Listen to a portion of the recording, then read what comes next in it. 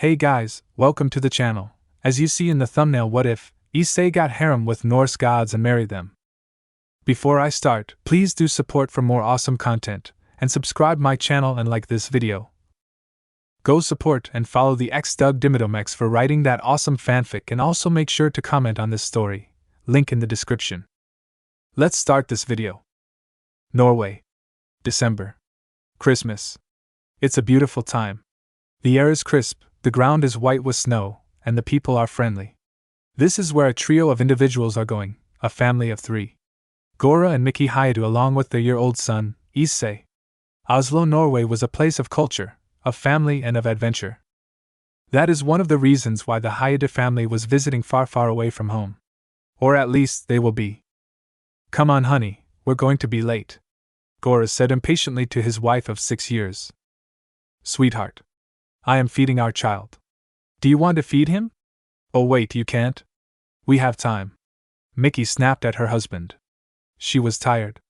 Mickey was a housewife while Gora worked 10-hour shifts just to support them. The past 3 nights were just not fun for the poor woman. Issei seemed to be even needier as their Christmas vacation came around, so he kept up the poor woman most of the night just to care for the infant. Honey, I'm sorry. No, I'm sorry. I shouldn't have snapped. We really need this vacation, she replied with a small smile. That we do, Gora replied, giving his wife's forehead a gentle kiss before doing the same to the nursing infant. Attention all passengers. Flight 3756 for Oslo, Norway is calling for its final boarding process. Please report to gate 41. It was at that moment that Issei decided he had enough and released his mother's teat in order to go take a nap. Mickey chuckled and wrapped the blanket gently over his face to keep the light out of his eyes. Alright, let's catch this plane, she said, and with that, they walked into the gate and into the boarding bridge into the plane, which they shut the doors right behind them. Mickey bowed her head to the pilot with an apologetic smile. Sorry, my son was hungry. The older gentleman smiled right back. Don't you worry about it. We're just happy you made it. Please take a seat so we can take off, he said before entering his cockpit and shutting the door. The couple took their seats in the front of the plane, thanks to another couple giving up their seats due to the infant. The plane took off without delay and the couple went to sleep alongside their infant. A 13-hour flight was underway. 12.5 hours later, the intercom went on. This is your pilot speaking. We're preparing landing procedures, so please fasten your seat belts. It looks like some heavy weather is around the city, but it shouldn't be an issue, but in any case, prepare for some turbulence. Outside the plane, hovering over the city of Oslo, Norway, were dark clouds. Thunderbolts streaked across inside the clouds, instead of crashing down, while others crashed down to the ground every so often. Bright flashes of light filled the clouds, and if one looked close enough, they could see several shadows within the clouds. The plane shook violently out of nowhere, and the oxygen masks fell from their compartments, and the lights flickered before shutting off. The plane groaned as if underwater, but it was over in 20 seconds as the plane got below the clouds. The lights flickered back on moments later, and the plane stopped. Looks like the weather is a little rougher than planned, but everything is okay. We'll be landing in 10 minutes. The weather is a low -3 Celsius or 27 degrees Fahrenheit. The sidewalks and roads might be a little slippery, so please watch your step out there, and hope you have a wonderful time in Norway. The plane landed without any more problems, but the storm to the south of the city above the fjord had intensified while the plane was coming in for a landing. Even more shadowy figures could be seen if one really looked for it, as well as the increase of lightning. Mickey and Gora exited the plane and got their baggage rather quickly, exiting the airport to pick up the passengers. Right in front of the sidewalk was a black Cadillac sedan, and standing at the driver door was a smiling man that looked Japanese himself. Mickey handed Issei over to Gora and rushed over to embrace the older gentleman. Dad, she said with exuberance, while the older man just laughed and hugged back. Hello, Mickey Bear, he said with a heavy Norwegian accent. Welcome to Norway, he said with a bright smile before looking over at Gora with a smaller smile. Hello, Gora. Dad, Gora said with a gentle nod. Well, let's get in the car before you all freeze to death. Have to take care of my grandson after all, he chided playfully, as if he didn't care for the other two. The couple rolled their eyes and got into the car, with Mickey in the passenger seat and Gora behind her with Issei in the child's seat in the middle. The car drove off and Mickey and her father chatted along. The car exited Oslo and headed northwest towards Sorketeland, which was a large valley surrounded by hills and mountains. It was a white wonderland. The car traveled up into the mountains, taking a gravel road before arriving in an alcove in the mountains where a good-sized wooden home resided. It was surrounded by many trees, a small stream that led down to a lake a mile down, and hiking trails behind the house that lead deeper into the mountains. The house was a 3-story house with a cellar door on the side, which meant it was technically 4 stories. The wood was stained a dark brown, and the door was a matching color. There were 2 rectangular windows on each side of the door. There was a single curved glass bay window on the 2nd floor above the front door, while the 3rd story had 2 triangle-shaped windows on the front of the house, one on the left above the 1st floor windows and the other above the right floor windows. Above the front door was a portico, or an awning made of the same wood and stained the exact same, held up by 2 large logs of the same color. Their 4 wooden steps led up to the front door. In front of the steps was a beige-colored pavement that led to the right towards the garage, which wasn't connected to the house. It didn't have a door either. It was just a large awning that supported 4 cars or 2 cars and a truck or 2 trucks. The driveway was also paved the same color as the walkway. The car went underneath the awning of the garage, and the trio of adults exited the car with their infant in tow. As they were leaving the awning, a large lightning bolt streaked across the sky, accompanied by a powerfully loud thunder which shook the awning. "Get inside," Hyoudou said. This was Issei's grandfather and Mickey's father. "Come on, honey," Goro said, wrapping his arm around his wife and child, trying to rush to get the 2 of them into the house. The wind started to pick up as they were rushing to the house. The trees around them shook and groaned in pain, and the awning above the garage shuddered. Hyoudou opened the front door and ushered his family inside. When the couple entered, he shut the door and locked it. "Come on, we need to get to the cellar." "Dad, is this normal?" Mickey asked hysterically, obviously worried over her child. "No," he said quickly, opening up the door underneath the stairs, ushering them all inside. As soon as Mickey entered the cellar, Goro would follow, but he never made it in time. Boom! Crack! A loud explosion was heard outside the house, and not even a second later, the house was struck by something. This object was none other than a person, a 10-foot-tall person, with blue skin and horns on his head. The eyes of this person were red and his lips were pulled back with a snarl as he stared out from the hole from which he came from. Goro and Hyoudou were cut off from Mickey due to the fact that the blue person came through the 2nd floor, on top of the door that led to the cellar, blocking it off with wood debris. Before the pair could even let out a scream for Mickey or for their lives, an object flew into the house at 3 times the speed of sound, impacting the blue person directly. It was a massive hammer. When the hammer struck the person, 2 shockwaves appeared from the point of impact. The first one was from the impact itself. This shockwave traveled through Goro and Hyoudou, as well as the house. None stood a chance. Hyoudou and Goro were bisected at the waist, and the house came tumbling down on top of them. As if this wasn't enough, the second shockwave was made of pure electricity or lightning. This shockwave lit the house on fire, sending a massive inferno to engulf the house. Underneath the rubble of the house, in pure darkness, was Mickey and Issei.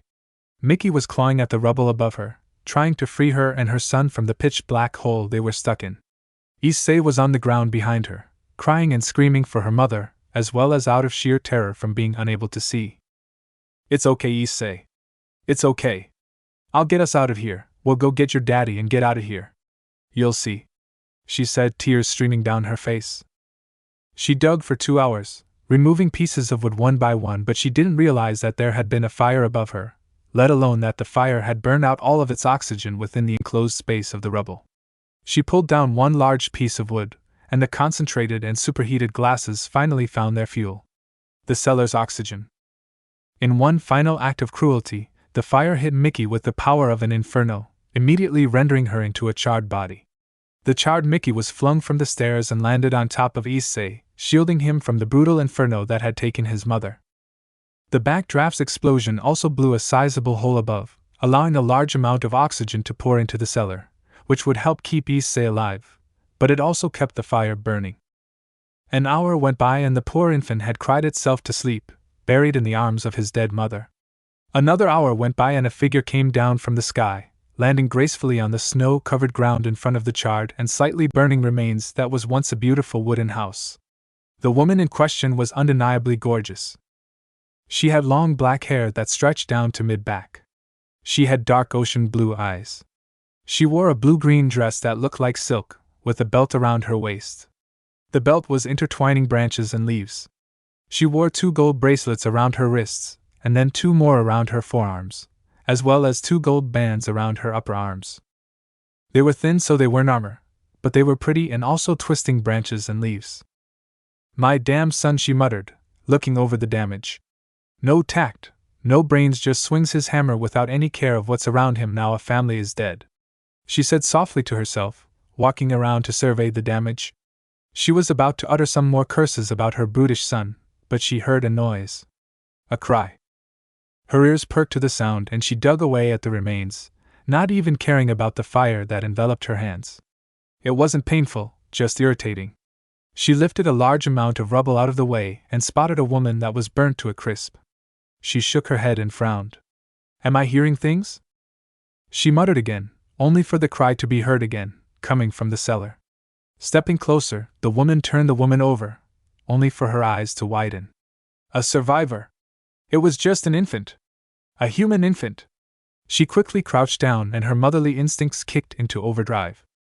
She picked up the crying infant, immediately pulling him into her chest as she stood up. There, shhh. Shh, don't cry now. You're okay, you're safe," she said, rocking the child as she paced the snow-covered grounds outside the house, trying to soothe the child. A rather cold breeze raced through the mountains, not affecting her, but she could see the child shivering from the sudden cold. "I guess I'll be taking you with me," she said with a smile, giggling.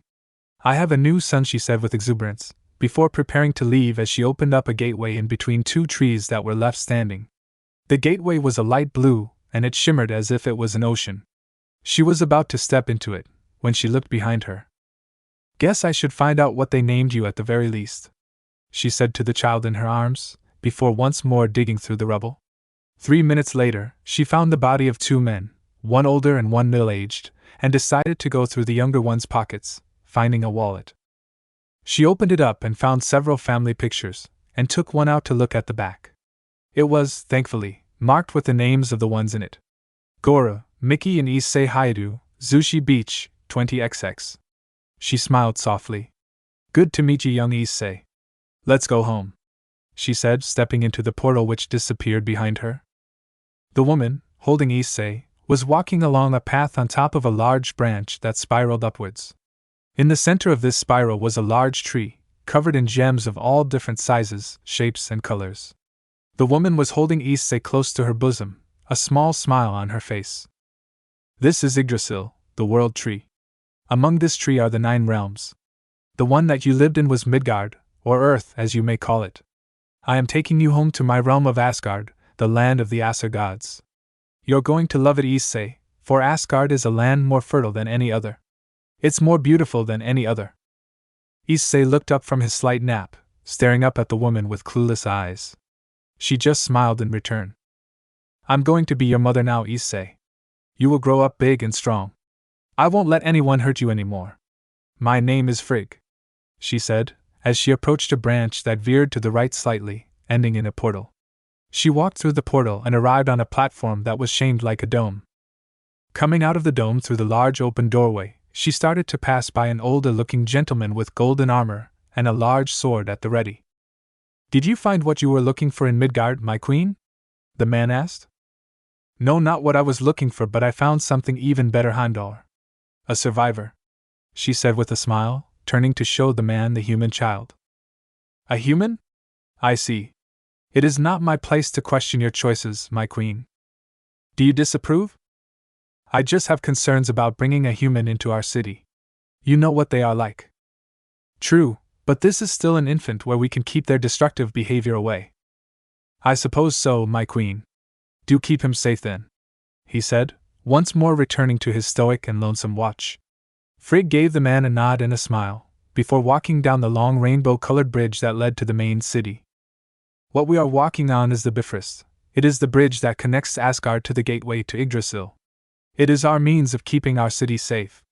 It is the main way for us to connect to the Yggdrasil, though there are those who have the ability to open up gateways out of nowhere. I am one of them," she told her new son. As she entered the city, gasps, stares, and gossips started to fill the city of the Queen of the Aesir holding an infant in her arms. Of course, Frigg paid no attention to the gossip, her attention on Issei as well as getting back to the palace. Sure, she could have taken a carriage, but it wasn't often she felt the need to just walk around. She also thought that walking Issei around was doing him good. Passing by a large building, she smiled down at Issei and stopped by one of the entrances. "This is Valhalla. This is where all our greatest warriors reside. Gathered by the Valkyries, fallen warriors join us here in Valhalla where they wait to be called into battle for Ragnarok. Of course, I do hope that it's never going to happen, but best to be prepared. I wonder if the Valkyries would be willing to train you," she said, trailing off as she stared at the magnificent building. As if by divine blessing, a single woman stepped out of the building. She spotted Frigg and gave her a warm, loving smile. "Frigg, what brings you here?" she asked, unaware of the gossip that was spreading throughout Asgard. I'm merely walking my child around the city. It's his first day in Asgard after all," Frigg replied happily. "I've not seen you so happy in a very long time," the woman replied. This woman was a little over 6 feet tall, with long shoulder-length dark hair with some of it beaded. She was wearing very skimpy armor on her body. It was a black chest plate with golden trims that ended a few inches below her generous bust, leaving her stomach open to the air. She was an armored belt around her waist, with 2 armored plates with one above each hip. These were also the same black and gold-colored armor. She had a loincloth made out of fur that wrapped around her like underwear. She then wore thigh-high armored boots of the same black and gold. The knees had golden armor plates on top of the thigh boots. On the boots themselves, on the back were 8 golden wings pointing behind her like spikes. "I hear you've been trying for a long time now for a child. Congratulations," she said with a genuine smile. "No, this isn't a child born of my flesh," Frigg said, gently stroking the hair on top of Issei's head before turning to allow the woman to see him. "A human?" the woman said with surprise, her eyes widened. "Yes, one of Thor's survivors," she said bitterly, hugging the child again. "Oh, I see." She frowned. "A human, I guess. What do you plan on doing with him?" "Raise him as my own, of course." "You understand that he's a human child and will have human requirements, right?" "Yes, and I understand what you are trying to get at. Yes, this boy will be a demigod. There's no other option." "Well, I do hope that it grows big and strong then," she said with a smile, starting to leave. "Wait. Yes, Frigg? Would you be willing to take this boy on when he's older?" "You mean train him? Why? You've never asked me to train any of your other children. They all had their own powers from birth and were strong. They didn't need you, but I do not want Thor getting his hands on him during his young growing ages. Loki either. I would ask Tyr, but you know how he can be. I was just going to ask any of the Valkyries if they would do it, but if you were to take him on, I have no doubt that he would grow big and strong. If he shows that he is worthy of it, then I will take him on, but he is human, and no human has ever earned the right to be trained by the Valkyries," she said sternly. "I understand, thank you, Freya," Frigg said, stroking the child's mostly bald head. The woman walked off into the city, a sensual sway in her. Frigg shook her head with a smile, before lifting up Issei to look at the retreating woman. That was Freya, the queen of the Valkyries. The strongest Valkyrie to ever be. She's not a god, but a warrior of such ferocity she might as well be one. She told the infant, who didn't understand a word that Frigg was saying, yet listened all the same. It took them a half-hour, but they entered the palace at the center of Asgard. It was a shimmering golden castle that reached up to the skies. She was stared at by the guards of the palace, men and women dressed in golden armor to match the walls of the castle they served at, yet none of them spoke a word to her. She walked with grace and poise, holding the newborn to her chest as she entered a large hallway that led up to a pair of golden thrones, in which one was occupied by a gentleman.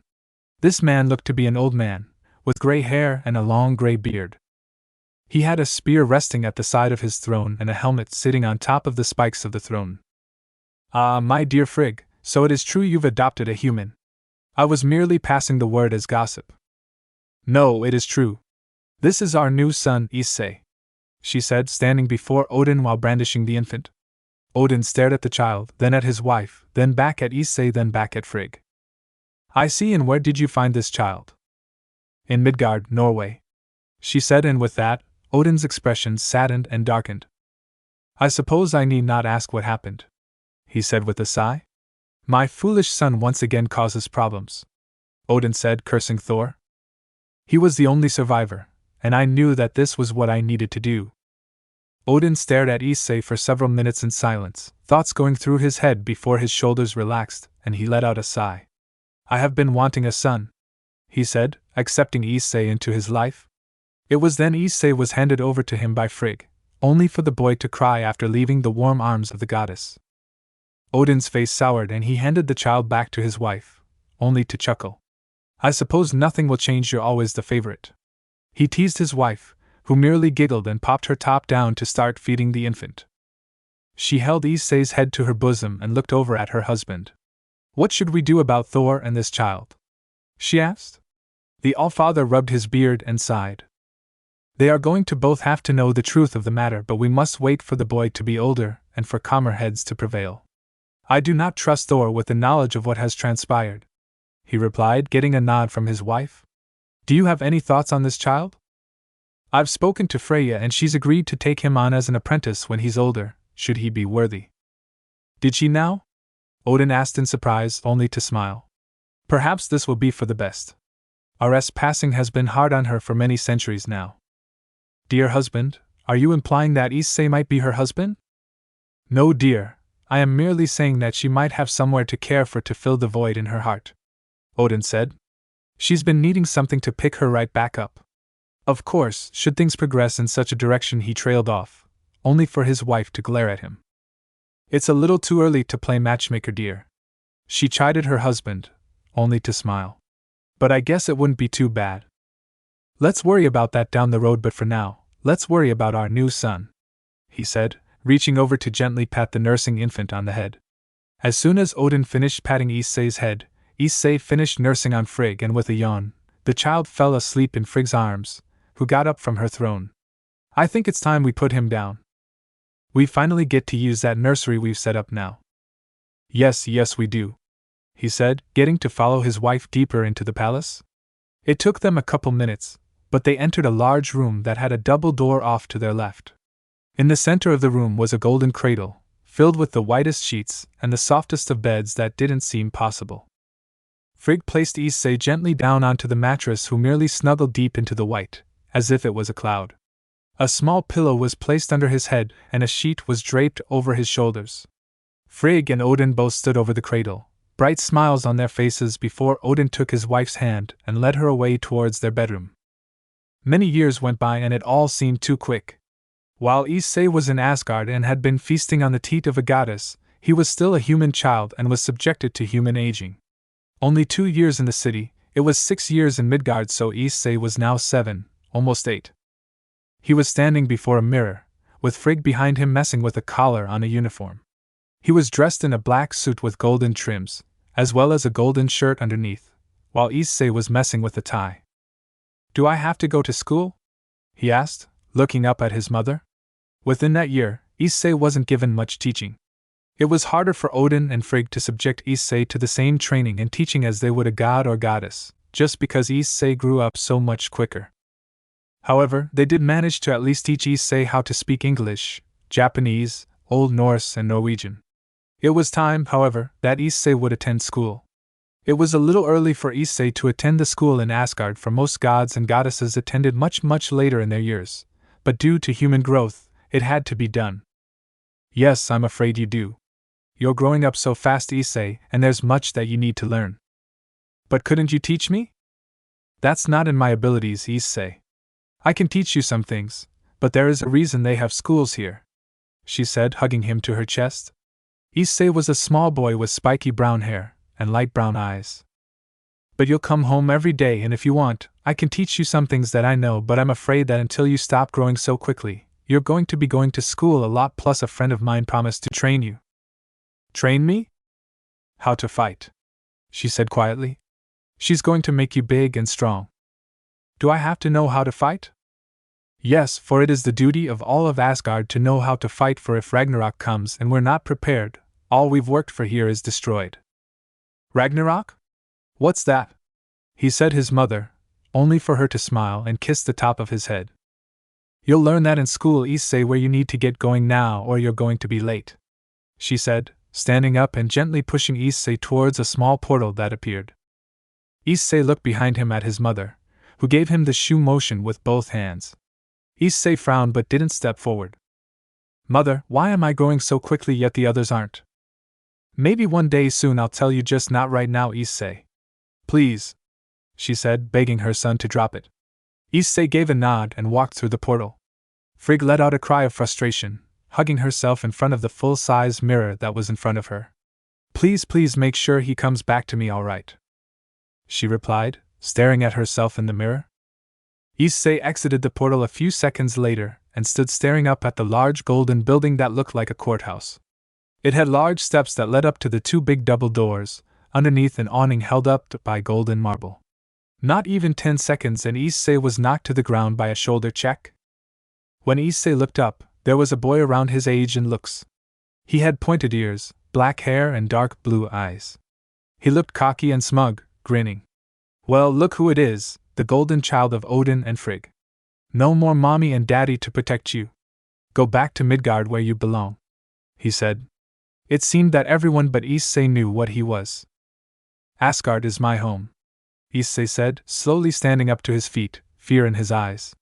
I want to go home, I want to go home, I want to go home. He chanted to himself as he stood up, only to be knocked down again, this time by a dark light coming from the boy. You don't belong here and you better learn that quickly or your time here won't be pleasant, he said before leaving the poor human boy on the ground, who once more stood up on his own. Issei slowly made his way up the steps, knowing that he didn't want to disappoint his mother, and knew that this is what she wanted. Unknown to him, but a figure was watching from a perch on top of Valhalla. It was Freya. You show promise, perhaps you will be someone worth teaching, she thought to herself before her wings appeared on her back and she flew to the school to keep a watch on Issei. Curiosity was something that didn't come to her often, yet it drove her. Her wings were iridescent feathers that extended from iridescent stalks that came from her back. She landed on top of the roof of the schoolhouse and made her way over towards one of the windows on the ceiling, looking down at the class. She spotted Issei rather quickly due to his signature spiky brown hair. She took a seat on the roof, placing her right hand under her cheek as she watched the human closely, while listening in on the class. Good morning, everyone. I am going to be your teacher for the year. My name is Gondel, she said. Gondel was a very attractive woman who was wearing a silver dress that left everything to the imagination. However, it was well known that Gondel was actually a Valkyrie, the most powerful Valkyrie behind Freya. Wow, the beautiful Gondel is our teacher? Woo-hoo, said one boy in the back, which sparked a frenzy of cheers from the boys and girls of the classroom. Gondel's left eyebrow twitched in annoyance, hating the fact that she was constantly being cheered at for her beauty instead of her intelligence and her knowledge. So Gondel is the teacher for the year. I guess that's why she's not been around Valhalla much, wondering if this was Odin's doing, Freya thought to herself. Alright, that's enough, Gondel said, quickly silencing the class. Issei was currently sitting in front, closest to the wall. It was then several books appeared on each of the students' desks. On your desks are the textbooks that you will be studying this year. Now open the one on top to the first page. It's time you all learned about the 9 realms in detail, she said, her words giving no room for argument. She spoke with authority. The day went along rather quickly for Issei, his mind engrossed in Gondel's teaching, eagerly taking in all the knowledge on the 9 realms that she brought to the table. A considerable amount of time was spent on Midgard, which was good knowledge for Issei. He learned of all the different pantheons of Midgard as well as the 3 great powers of Christianity. A good portion of their day was spent talking about them, due to their relevance to the world, due to their size and power. Gondel closed her book and stood up from her seat, looking out at the class.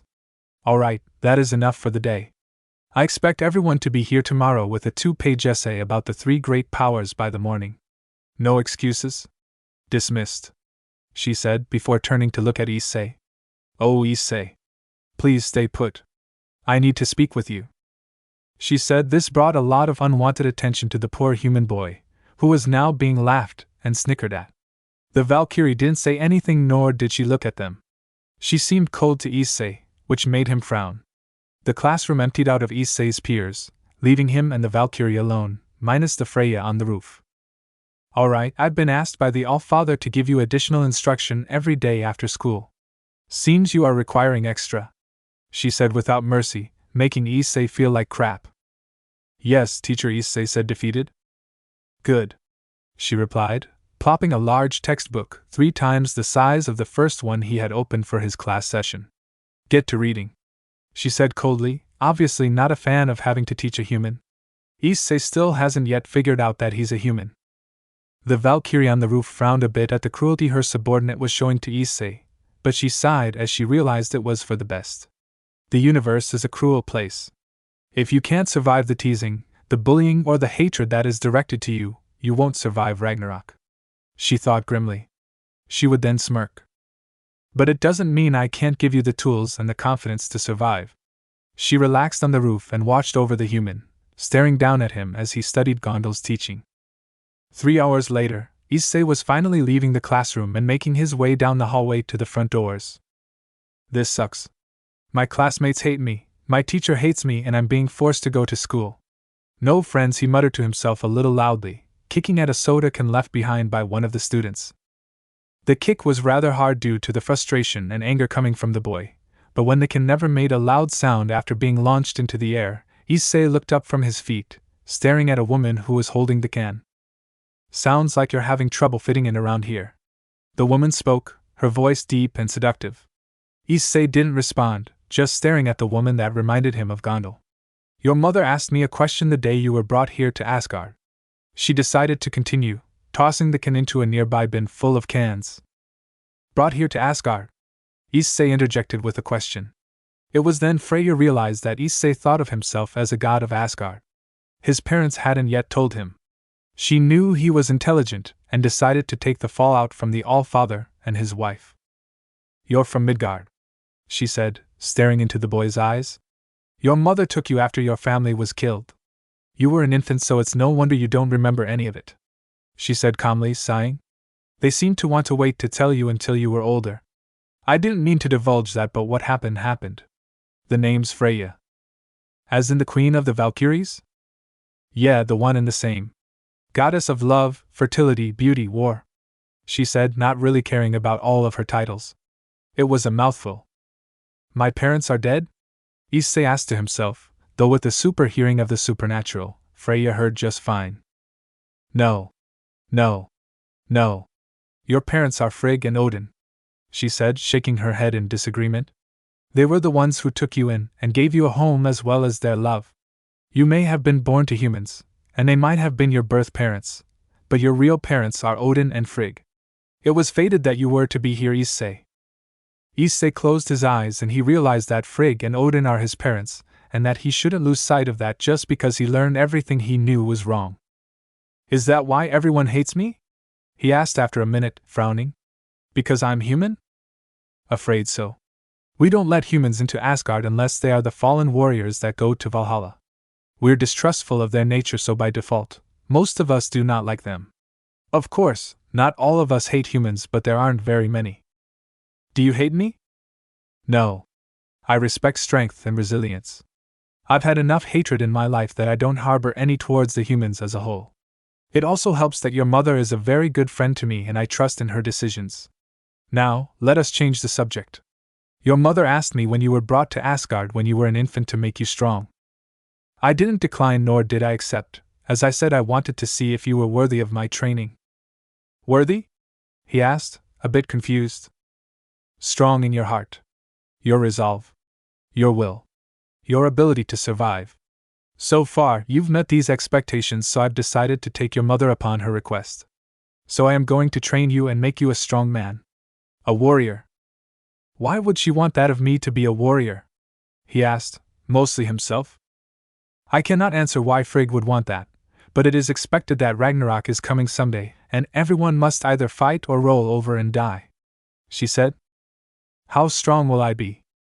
As strong as you can be. You are your only limit, she said confidently. So, are you going to take up this goddess on her offer? Issei stared at her, and 10 seconds later he nodded. I don't want to disappoint my mother, Issei replied. Freya smiled at him warmly. She'll always be proud of you. It's the benefit of being a mother, she said before walking away with Issei by her side. A week had gone by for Issei, who was now a little older. From 7 in the morning to 3 in the afternoon, Issei was at school in the main classroom. For 2 hours after that, he was under the tutelage of Gondel who, after talking with Freya, was teaching Issei magic of all different kinds. Norse magic was the most common she was teaching him, but also just plain magician magic.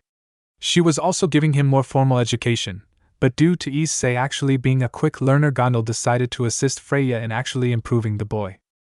She was still cold and merciless to the human, but she couldn't deny he was impressing her more and more by the passing day.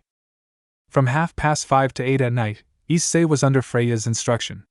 For the first week, and still the same, she was making sure Issei was physically fit. This is where we would find our humans today. Come on, you can do better than this, Issei. You were at 50 yesterday. You can do 70 today. Freya cheered him on, standing above the human boy who was struggling to lift himself up off the ground in a push-up. I'm trying, he yelled out at his trainer, before he collapsed on the ground. I just can't, he complained. Come on, Issei, you were so close. You only had 5 more to go. If you do 5 more, I'll let you wield the sword. Really? He exclaimed, and quickly got back up onto his push-ups, quickly doing 5 within 13 seconds, as if he wasn't tired at all. Freya chuckled and smiled at the exuberance and excitement that a child had. A human child. Looks like you weren't even tired at all, she teased. But a deal is a deal. I suppose I can start giving you weapons training as part of your routine. Sparring does give you muscle definition. Sparring? You mean fighting? That's right, there's no better way to learn a martial art or a skill with a sword or an axe than a spar, she said, grinning at the boy as she summoned 2 wooden swords through her magic. She then tossed the now nervous child one of the swords. What's the matter, didn't you want to learn how to use a weapon, Issei? She taunted. Not like this.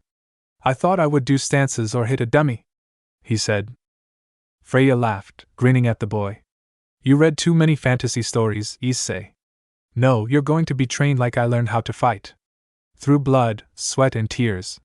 Are you going to chicken out? I'm not a chicken. Sounds like you are to me, Freya said, taunting the boy. I'm not a chicken. Bok bok bok, she replied. Aya! Issei roared, taking his one-handed sword with both hands and charging at Freya with his sword above his head as if he was going to bring it down upon her. Freya had no mercy. She used the sword in her right hand to knock the sword out of Issei's hands with a horizontal slash. She would then pivot on her left foot to get behind the boy who was now standing in shock, and then kick his legs out from under him, sending him up into the air slightly before he fell onto his back. Her sword would then flip around so it was pointing down, and she brought it down on his midsection, right over the aorta artery. This caused the human child to exhale all the oxygen out of his gut, as well as curl up in pain. Anger is a tool, but never use it as a weapon. Anger can be a source of strength and power, but it can cloud your mind. Never fall for the taunts of your opponents, she scolded, staring down at Issei as she stood up and pointed her sword down at him. Issei merely held his chest and stomach, tears starting to roll down his face. Your mother would be disappointed. Crying after being beaten and then quitting when you lose, she said, using his mother as her tool to train him. Make him strong. I'm not crying, he said with a small voice, wiping his face with his sleeve before slowly getting up. I'm not giving up. I'm not going to give up, he said, standing up straight. He truly did love Frig. Good to hear it, she said before tossing Issei his sword. That sword is a one-handed sword. The grip is too small for 2 hands, especially when you are older. A weapon is an extension of oneself. Imagine it as a glove on your hand. It's part of your arm and you can use it as such, she said, doing a dance of sorts as she started to twirl her blade around in her hand while spinning on her right foot, slicing through the air. Issei closed his eyes and put the sword in his right hand, gripping above the pommel in a tight grip. He breathed in and out slowly, as he imagined in his mind what she was talking about. Part of my body, Part of my arm in his mind, several opponents started to appear. They were all shadow figures as he didn't give them any faces, but they were around his size. Issei started to twirl the blade in his hand, getting a feel for it, before striking out with a thrust of the sword. He extended his arm out straight, stabbing the first shadow figure right in the gut, before yanking his sword out. The figure of shadow disappeared, leaving two more. He twirled on his right foot, his wrist turning to point the sword downwards, blocking the shadow figure's strike. He would then push his sword out, making some room, before his wrist straightened out, and he swung the sword diagonally across the shadow figure's chest, making him disappear. This figure thrusted his sword towards Issei, who jumped back, slightly out of the range of the thrust. Issei twirled his sword around to face behind him as another thrust was sent at him. Pivoting on his left foot, with his sword to the right, the shadow sword was now in front of Issei below his own sword, which left Issei to step back and stab backwards with his left hand on the pommel, penetrating the shadow's gut. He also disappeared. When Issei opened his eyes, he was staring at Freya, who clapped and smiled at Issei. Gonda was right. You really are a fast learner. You can go far, if only you can get the confidence in yourself, but that'll come with time. Now, are you ready for more, Issei? Yes, Freya, Issei said, holding his sword out at her. Good, then come at me with all your might, Freya said before Issei charged at her. Another 2 years had passed in Asgard, which meant another 6 in Midgard.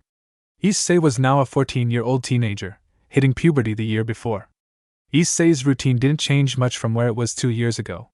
He was still going to school full-time, training with magic under Gondal as well as training with weapons under Freya. Freya focused mainly on the sword, but also spent a decent amount of time training Issei in unarmed combat.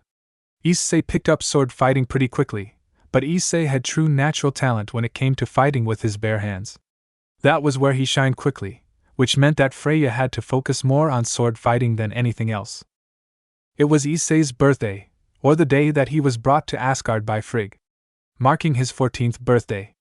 As such, things were going to start changing for Issei, one of which is Odin was going to start taking a more personal interest in Issei's development, which is where we find the young human teenager now. Odin and Issei were currently in the training hall located within the palace, which wasn't the place where Freya trained with Issei. No, this training hall was for Odin and his direct family. Issei was wielding a steel sword while Odin was wielding his spear. I hear you've been progressing well with Freya. I couldn't do this before, but with you becoming a man, I figured it was time. I want you to show me what you have, Issei, for you shall now be training with me as well, Odin said. This was Issei's life. School and training. The poor boy had no friends in school and no social life.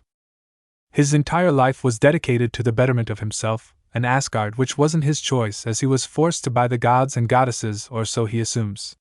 Issei took his sword and started to make his way closer to Odin, circling the All-Father who merely stood at the ready.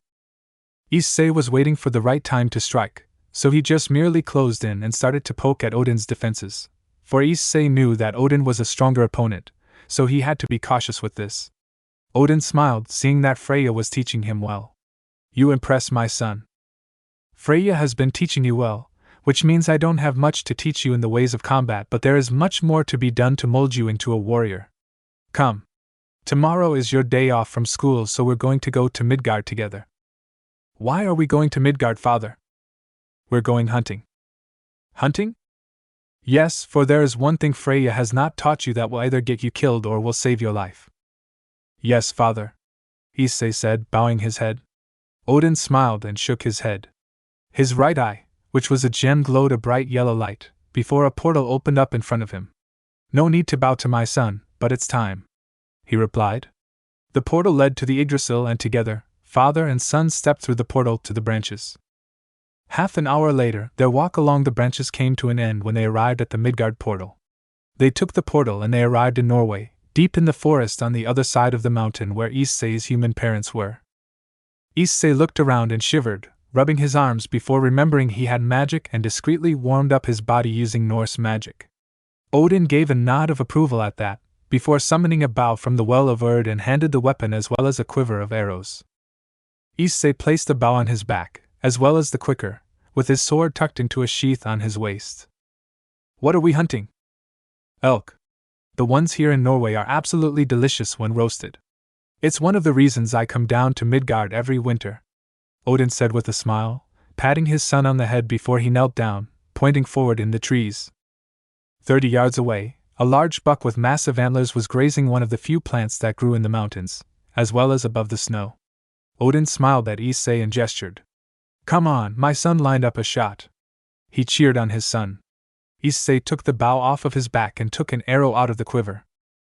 One of the things that Freya had taught him for a little while was how to shoot a bow. Lining up the shot, Issei tilted his head to make sure he was on target before he let loose the bowstring, sending the arrow flying down the mountain, in which it connected into the buck's flank, sending it tumbling down a few yards down the mountain before crashing against a tree. Wow! Fantastic shot, my son! Odin said, surprised yet eagerly complimenting his son before he got up. Let's go get our dinner, he said, placing his hand on Issei's back and leading him down to the elk. When they arrived, they found that the elk was clinging on to life, his eyes staring up at the pair. Odin knelt down and Issei followed suit. Odin glanced over at Issei, who was staring at the dying elk. He's still alive, Issei muttered, and Odin knew this was going to be hard, but it needed to be done. Your sword, Issei, Odin said, in which Issei was quick to pull the sword out of his sheath and offer it to his father. Odin shook his head. You need to finish what you started, Odin said, watching Issei intensely. Issei looked at Odin with a little bit of fear and worry, not sure what he should do. He's never killed before. Issei took his sword with a gulp and placed both hands on it, with one behind the pommel as he aimed it towards the elk's spinal cord in its neck. He fidgeted for a good 20 seconds before he started to pull away. I can't do this, Issei said, only for Odin to grab Issei's hands with his own, gently guiding the sword back into place and slowly press down, in which the elk violently shook, from the pain of the sword being pushed into his flesh. Odin removed his hands and Issei pushed the sword all the way down, severing the spine of the elk, which killed it quickly. Issei pulled his hands away, leaving the sword in the flesh of the elk, staring at his hands. Odin's left hand was quick and started to pat Issei on the back. You did good, he said quietly, knowing that this was going to be hard on Issei, but it was necessary. Odin would remove his hand and sit down in the snow, cross-legged, looking out past the elk down the mountain towards the valley below. Issei took a few minutes to get a hold of himself, but he mimicked his father and looked out at the valley. They sat like this for a good 20 minutes before Issei spoke. This was never about dinner, was it? He asked quietly, and Odin just smiled sadly at Issei. Afraid not. One thing that a warrior must do is kill his opponent.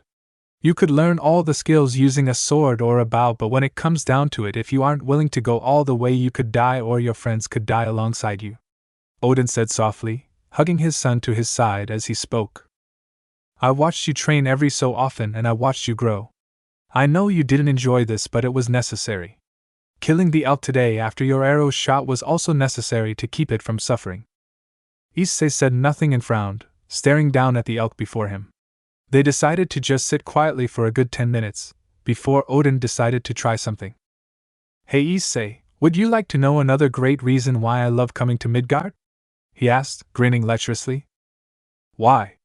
Issei asked, forgetting all about his woes about killing the elk. Boobies, Odin said, getting up and forming another portal. And there's no other place in the world to see than Las Vegas. Odin cheered, pulling Issei into a portal. Coming out of the portal into an alleyway, Odin took his son by the hand and dragged him off into the main street. Issei's eyes widened as he looked around. Bright and colorful lights lit up the entire city, showcasing that they truly never sleep or stop partying here. Walking around the sidewalk were many people, men and women alike from all different colors and races, sizes, shapes and ages, old and young. Some dressed in skimpy clothes and others dressed in suits. Odin took Issei to a front door that had a large, brightly lit sign above. It said, Wet, Wild, XXX. The building didn't look all that well kept, but when Odin and Issei entered, the interior was not at all like the exterior. Bright chrome and silver filled every inch, with flashing strobe lights covering the stage. On stage was a full woman, except for a pair of black knee socks and stilettos. She was dancing along a pole, flipping around, spreading her legs, which gave sight to something that Issei never knew existed. Heaven. A pink heaven. Odin cheered and brought Issei around to a booth that wasn't taken, plopping the awestruck teen in the seat, before waving over a waitress. Odin looked at the woman with a grin. This woman was 10. She had long black hair down to her ass, a slim waist but thick, and she was big and perky. Good evening, sir, good to see you again. Who is this young man with you? This is my son, Issei. He just turned 18 today, and as a birthday present, I thought to myself that if I was his age, I would have loved for my father to have taken me here. It's your birthday? Well, happy birthday. Let me see what I can do for you on your special day, the waitress said with a wink. So what shall I get him to drink, you think? She asked Odin. Oh, get the same as me. Just don't tell anyone, he said, winking at the waitress who grinned back. Of course, he's 21 after all, the waitress said with a conspiratory wink before walking away with a sway in her. About 5 minutes later, the woman came back with 2 large glasses filled with the brown liquid. It smelled of fermented honey as well as a hint of raspberries. It was mead! Odin cheered and started to chug down the alcohol from the mug, grinning all the way. Issei, being stared at by the waitress, took the mug and took a sip, cringing a bit. Odin grinned down at his son. What's wrong, Issei? Don't like this manly drink? Odin teased, in which the easily impressionable teenager quickly started to chug his drink, ignoring the sting going down his throat. This prompted more encouragement and cheers from both the waitress and Odin. Yeah, that's my boy. Now, I couldn't get all that I wanted for this man's birthday, but I did manage to get something special. Our best performer will be all night in the VIP lounge, she said, winking at Issei. I do hope you enjoy yourself tonight, birthday boy. Issei was then taken away by the waitress, by his hand, who led him into the VIP room, closing the door behind her and having one of the bouncers lock it from the outside. The waitress grinned and would give him the greatest night of his life, thus far. It was 3:20 in the morning when Odin and Issei returned to Asgard and their palace. He had placed a portal in a large walk-in closet on the far side of the palace, away from where his wife would surely be. He opened the door to the closet and turned to Issei, who was drunk. Not just drunk. Smashed. Keep as quiet as possible, we need to sneak back to our rooms without your mother noticing, Odin said with a hushed whisper. Issei nodded a little and followed Odin as best he could, though with the poor kid drunk he was a little sloppy in his walk. And loud. I love boobies! Issei cheered, almost yelling it out for the entire palace to hear. Odin turned to glare at Issei. Shoo! He scolded, trying to keep their cover, but it was too late. Oh dear husband, what exactly did our son just say? Spoke a voice, filled with venom. Odin turned and gave a weak smile. Oh, Issei? He merely said that he loves books. Odin was silenced when Frig glared at him and taunted him as if saying tell another lie. Next to Frig was Freya, who was wearing her Valkyrie armor and staring both Odin and Issei down. Issei, being as drunk as he was, could not read the room. I love it. Father has shown me our life. I got to squeeze. Issei cheered before hiccuping. His eyes drifted to Freya's chest and gave a lecherous grin. Freya noticed this and raised a brow, before nodding. Makes sense that he's finally starting to notice women as women. Puberty is so much fun, she thought with a roll of her eyes, but she didn't seem to care. Frig stormed up to Odin and took him by the left ear, twisting it and forcing the man to bend over. So you pull Issei away from Freya's training to take him to a damn strip club? To see? I'm well aware of your lechery, my dear husband, but to corrupt my child to be like you. Oh, you're going to wish you hadn't. Let's go, she said, dragging the Allfather away to be punished and scolded like never before. This left Issei alone with Freya. Freya sighed. I don't think you'll get much sleep in the palace with Frig yelling at Odin, not to mention she'll be too busy with him to help detoxify you. Come on, Issei. Freya is taking me home? Woo boobies! Issei grinned, staring at those. Yes, Issei, you get to see me when we get to my home. Come now, Freya said, shaking her head, leading Issei away. When they arrived, Freya would lay Issei down on her bed, which made Issei even happier, but what Issei didn't realize was just how tired he was. Freya shook her head once more. Geez, Odin really has done a number on you. Hopefully you will be better when you're sober, Freya muttered, frowning before heading to the living room to get some sleep on the couch. Off in the distance, if you really tried to listen, you could hear wails of pain and yells of fury coming from the palace, as well as a powerful god begging for mercy from his wife. A loud groan filled the home of the Valkyrie Queen, which woke the goddess up from her book reading. A chuckle filled her living room as she stood up and walked down the hallway towards her bedroom. Opening the light crystal blue door, she entered her bedroom. Her bedroom wasn't Spartan, nor was it completely lavish. There weren't too many decorations, nor were the walls painted an extravagant color. The walls and ceiling were painted tan, her floor was a dark red carpet. She had a long dresser that was about waist height pressed against the wall directly next to the door, with a taller and thinner dresser next to that one. The long dresser had a small television, with several strange-looking antennas attached. It was a human television. The tall dresser had a small blanket on top, with a few knickknacks. One of which was a statue of her late husband, Od or Odin, depending on the translation of his name. The others were a replica of her sword, a replica of her wings without her attached to them, as well as a book on top. The bed was against the wall across the room from the dressers. It was a California king-sized bed on a dark maple wood frame. Large poles of the same wood ran up at the four corners and held up a canopy. The canopy was a crystal blue silk sheet that was translucent, which meant that it wasn't a clear picture behind, but you could see rough shapes. There was a bathroom in the corner to the left of the dressers when facing them. There was also a window on the wall opposite of the bathroom, meaning to the right of the door. The window had a view of the rivers and lakes of Asgard. Standing over the bed, looking down, Freya stared at Issei, who was groaning in pain. The 14-year-old human teenager just got drunk for the first time and was now having a massive hangover, which is something that he's never experienced. Sounds like you are having a fun time. What did we learn? The bright lights, loud sounds and annoying Valkyrie are terrible in the morning.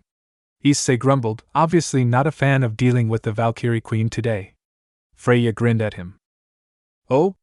Is that so? Well, I think it's time to get up, Freya said, increasing the volume of her voice, which sent Issei into another loud groaning fit, plugging his ears. Ah. Can't you go bother someone else? Issei demanded. Freya laughed. Nope, I've emptied out my entire day just to bother you, Freya said cheerfully. Now get up and let's get some water in you. Don't you have some sort of magic that'll remove my hangover? Well, sure, but that won't teach you anything, Freya said with a smirk. You have some life lessons to learn here. Like what? Not trust the Valkyries? Stop acting like a child, Freya scolded, her voice no longer playful but serious, her arms crossed. Just because you don't get your way doesn't mean you can be a jerk about things. Now get out of bed and come get some breakfast, she said, turning and walking away. Before she was out the door, Issei glared at her. I wish I was dead, Issei muttered to himself. Freya heard him and was about to retort, but before either of them could say a word, Issei's right eye lit up with a deathly icy blue and a portal opened up in front of the bed, facing him. The portal facing Issei had an image of an icy landscape, where the skies were dark and there was no sun. It was a wasteland. The portal would then grab Issei using some sort of magic, lift him out of the bed. Freya! He called out in fear. Freya turned quickly at hearing the fear in his voice, only to find that Issei was gone. Freya rushed into the room and frantically looked around. Issei! Issei! She called out, yelling at the top of her lungs as the adrenaline pumped through her veins at full power. She quickly lifted the bed off of the ground, looking underneath, checking the closet, then the bathroom and finally the window. He didn't even leave a trace. What happened? Freya quickly rushed out of her house, rushing towards the palace. Issei found himself on a large platform, circular in nature. It reminded him of the other realms that he's traveled to with Freya for his training. The architecture was bridges, gates, statues, and buildings made out of an ebony black stone, yet covered in a thick layer of ice and snow. Issei shivered violently as a cold breeze swept through the icy wasteland. He was having a hard time seeing in the darkness, as there was no sunlight. The wind was visible as it was half frozen due to the immense cold of this realm. It was suddenly clear where he was, based on where he was. He thanked Gondel for the knowledge on the realms. Flashback. The final realm is known as Helheim. Do you know anything about this realm? She asked, staring at the human coldly. No. Figures, she muttered to herself. It's the realm of the dead. Well, the dishonorable dead. As you know, the dead who die in battle either go to Valhalla or Folkvang, which is governed by Freya. Those who die dishonorably, like criminals, disease, mishaps, or age, will end up here, suffering from torment by visions of their past. While those who die fighting will end up in one of those two locations, she said, staring down at Issei. Normally, she'd ask her students if anyone had a question about what she taught, but Issei was extremely scared of Gondel and didn't want to be around her more than necessary, and she couldn't really blame him. She wasn't a very friendly person except to her own family, like her granddaughter who was around his age. She decided to just continue talking about Helheim. This realm is a land of nightmares. Intense darkness covers the land as the sun does not break through the dark clouds and the emerald-colored fog and mist. It is a land of unyielding cold, locked in a state of deep freeze. There is no magic within the 9 realms that can create a fire here. These conditions are so brutal that not even Odin himself could survive for long. A human even less. Life is impossible to sustain there except for a singular plant, known as Hell's Bramble. Not even we know how it grows in a sunless environment, but it is a thick, black vine-like thorny plant. The realm is composed of stone structures and human-shaped metal statues. Maybe at one point your kind visited and built there, but there is no way to know for sure. An ever-present wind blows through the realm, chilling all to the bone, which we call the winds of hell. Now, despite the fact that I said it was in a permanent deep freeze, there is a singular large river that flows to a destination that we do not know about. No one has survived the river because the cold is even more extreme closer to the water. One must be careful should they find themselves living in Helheim, for there are the restless undead that wander the land, feasting upon the living, which is unlikely as most won't survive long enough to meet these undead creatures. Flashback over. Issei shivered and activated some magic, placing some thick layered clothes onto his skin, but the wind found the cracks in between his skin and the clothes, sending chills up and down his body. "As so cold," he exclaimed, slowly walking onto the bridge, his feet dragging as he moved sluggishly, as if his blood was freezing in his veins, which wouldn't be too inaccurate. His blood was thickening due to the extreme cold temperatures. Freya and mother, someone please save me," he thought in his head, tears flowing down his cheeks, and when they fell off of his cheeks they froze. Freya rushed into the palace and shoved open the throne room doors, pushing away the 2 guards that had tried to slow her down, thinking she might be doing something drastic with her being so forceful and needing to see the All-Father and his wife. "Freya! What is the matter? What's with the urgency?" Frig demanded, standing up as she was a little concerned about her friend's actions. "It's Issei," Freya said, which immediately Frig got into her mother mode. "Leave us!" she roared, staring at the guards in the room. They quickly left the throne room, closing the large doors behind them, leaving Frig and Freya alone. "What do you mean it's Issei?" she said, her eyes glaring at her friend. "He's gone. He was there one moment, and then he disappeared the next. I looked around the house, but he just disappeared. I was right there in the hallway in front of my bedroom. The window wasn't open or anything. You were supposed to watch my boy," she screamed, rushing at Freya and tackling the goddess to the ground. "Why weren't you watching him?" she cried, slamming her fists down onto Freya's chest, tears rushing across her cheek. Freya wasn't even trying to defend herself, obviously drowning herself in worry and guilt. "I'm sorry," she whispered. "You're sorry? My boy is gone. I can't even sense him anymore. It's like he doesn't exist. He's dead. My boy is dead," Frig screamed, raising her hands once more to slam them down on Freya's body, but she was pulled away by a big hand. She swung her hands anyway, striking the man in the chest. It was Odin. "Calm down, dear. Our boy isn't dead, or at least that's not why his signature is gone.